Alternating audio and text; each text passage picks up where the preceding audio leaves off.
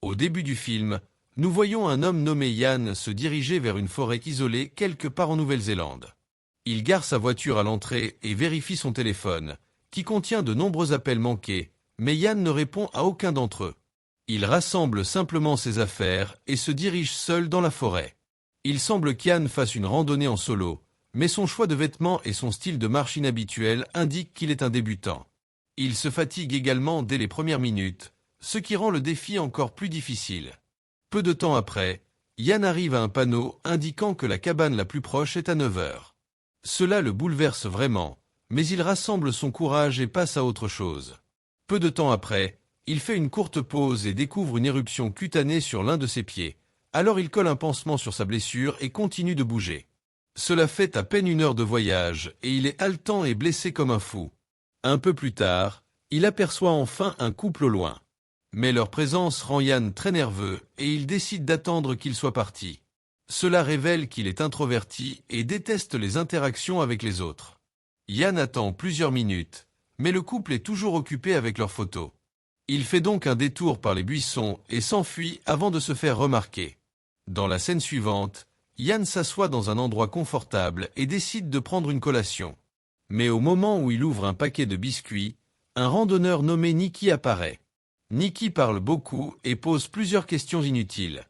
Yann, qui est déjà anxieux et effrayé, ne parvient pas à trouver de réponse.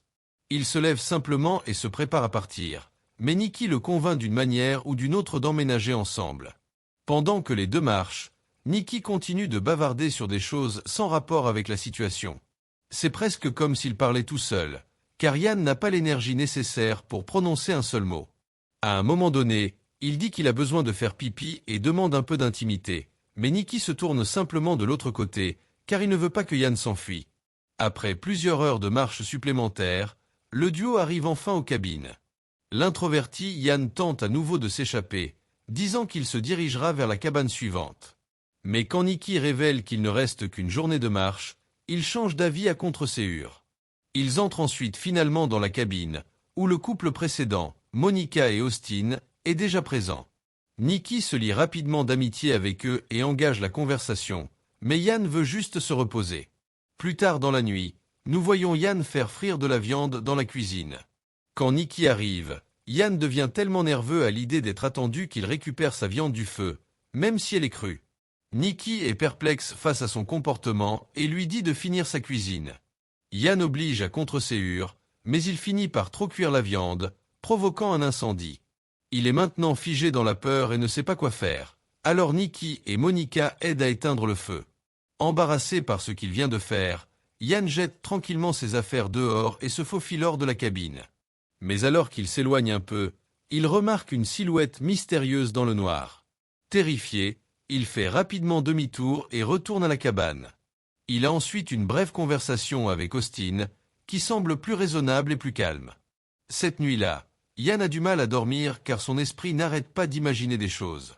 Le matin, Monica remarque le stress dans les yeux d'Yann et lui demande s'il a bien dormi, mais Yann répond simplement par un « ouais ».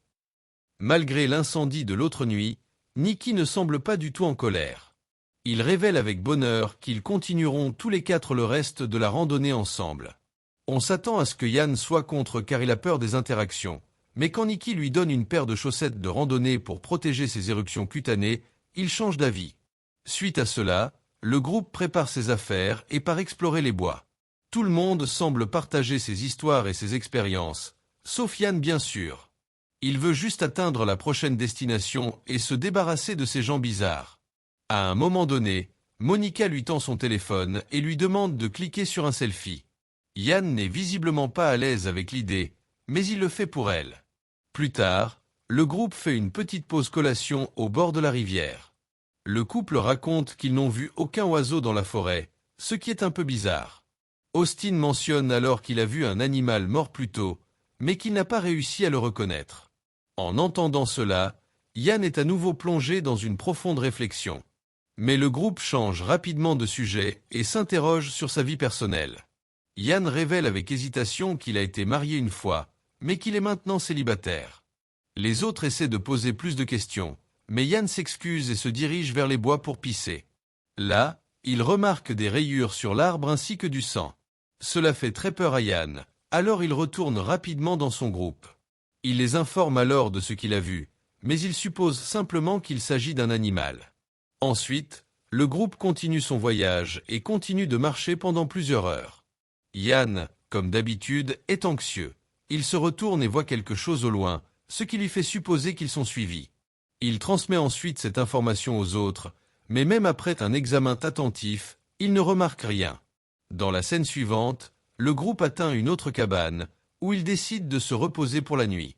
Ils trouvent 2 sacs à dos, appartenant peut-être à des femmes, mais il n'y a personne aux alentours. Cela met encore une fois Yann mal à l'aise et plusieurs pensées négatives commencent à lui traverser l'esprit. Peu de temps après, le groupe trouve une guitare et s'amuse à chanter et à danser, mais Yann reste assis près de la cheminée.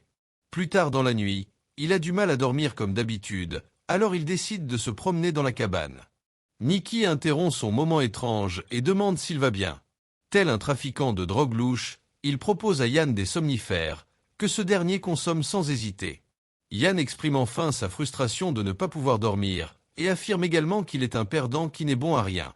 Nikki se sent vraiment mal pour lui, mais le mieux qu'il puisse faire est de lui offrir quelques mots d'encouragement. Après s'être endormi, Yann continue de se promener dans la cabane, mais ses yeux tombent bientôt sur les sacs à dos abandonnés.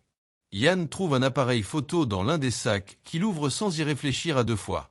Il tombe alors sur plusieurs photos de 2 filles marchant dans la forêt.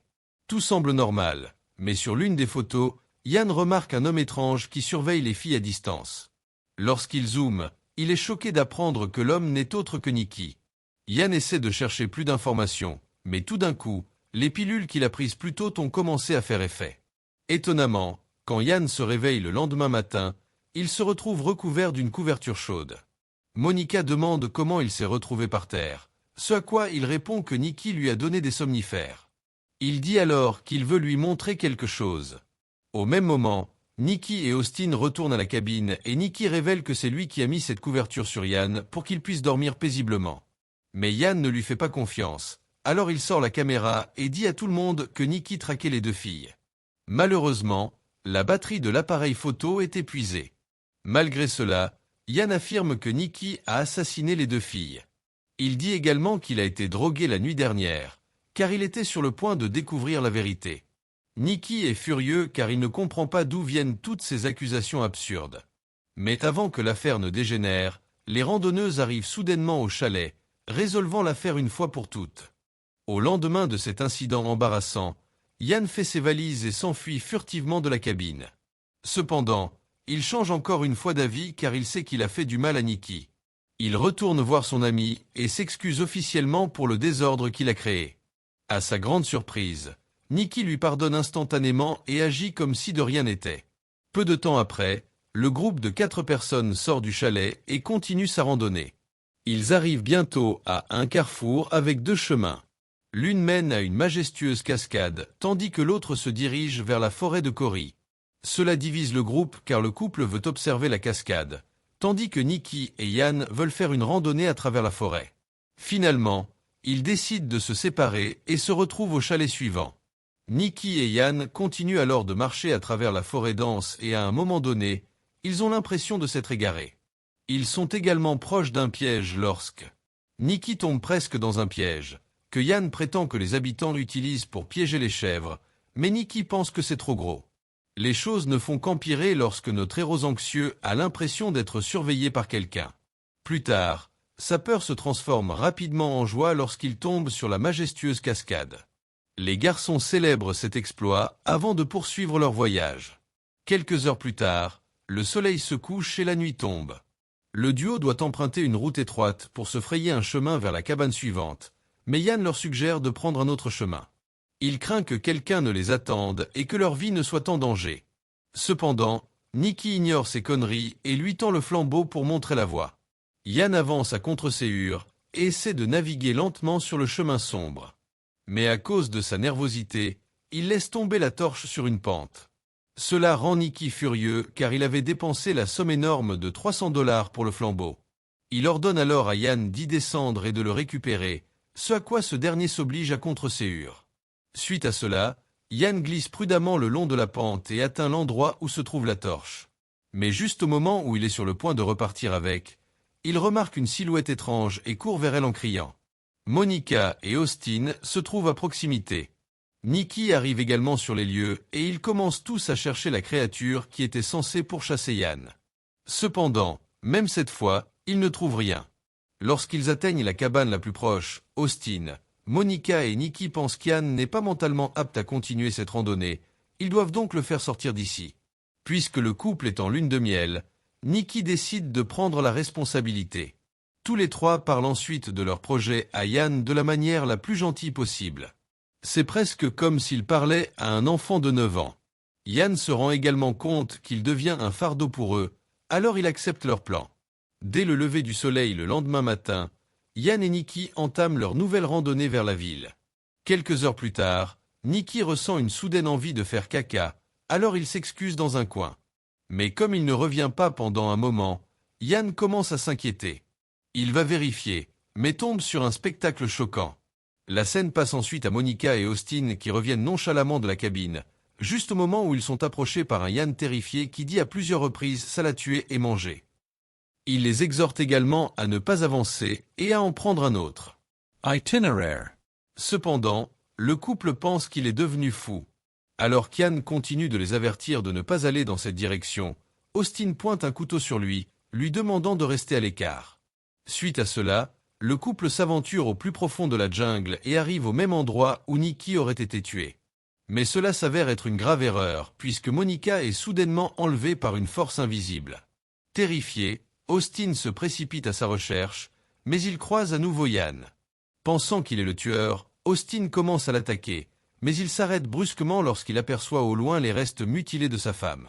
Austin se met à sangloter de manière incontrôlable. Il tente alors d'attaquer à nouveau Yann, mais se retrouve coincé le pied dans un piège. Et puis, à ce moment-là, le tueur apparaît enfin. Il s'avère qu'il s'agit d'une énorme créature ressemblant à un oiseau. Les garçons sont figés de peur par ce qu'ils ont vu, puis se précipitent vers la cabine et verrouillent toutes les portes et fenêtres. Maintenant qu'Austin est gravement blessé, c'est le travail du lâche Yann de les protéger. Il essaie de saisir autant d'armes que possible pour affronter le monstre. Il assure également à Austin qu'ils s'en sortiront vivants, mais ce dernier ne semble pas trop optimiste. À ce moment-là, la créature apparaît. Il frappe la porte à plusieurs reprises, avant de finalement percer. Ici, nous pouvons voir sa taille. La première chose que fait la créature est de poignarder Austin avec son bec pointu, le tuant instantanément. Mais quand vient le tour d'Yann, il se bat solidement. Bien qu'il soit totalement perdant, il se révèle être un redoutable combattant, puisqu'il attrape le monstrueux oiseau par le cou. Il appuie également sur son œil, puis l'étouffe violemment de toutes ses forces, jusqu'à ce que l'oiseau cesse de bouger. Dans la scène suivante, nous voyons un Yann ensanglanté sortir de la forêt. Après d'interminables heures de marche, il arrive au même panneau indicateur que celui que nous avons vu au début du film. Yann fond en larmes en réalisant que son cauchemar est enfin terminé. Mais à ce moment-là, quelques gouttelettes de sang tombent sur son visage, et il est choqué de trouver le cadavre d'une des randonneuses accrochée à un arbre. Yann découvre également l'autre même prédateur au loin, ainsi qu'un tas d'œufs gigantesques, disposés sur un nid, révélant que la forêt regorge de ces monstres. Il s'enfuit de là et parvient presque à atteindre le parking, mais il est soudainement attaqué par l'un des monstres. Cela le blesse à plusieurs endroits, mais notre malin héros parvient à s'enfuir en enlevant son short. Il court désespérément jusqu'à atteindre le parking, mais comme il n'a pas les clés, il ne peut pas monter dans sa voiture. Et ainsi, il continue de courir, jusqu'à ce qu'il arrive enfin à l'autoroute principale. Avant la fin du film, une voiture s'arrête bientôt à ses côtés et un Yann ensanglanté dit « Aide ». Merci de vous abonner pour ne pas manquer de prochaines vidéos.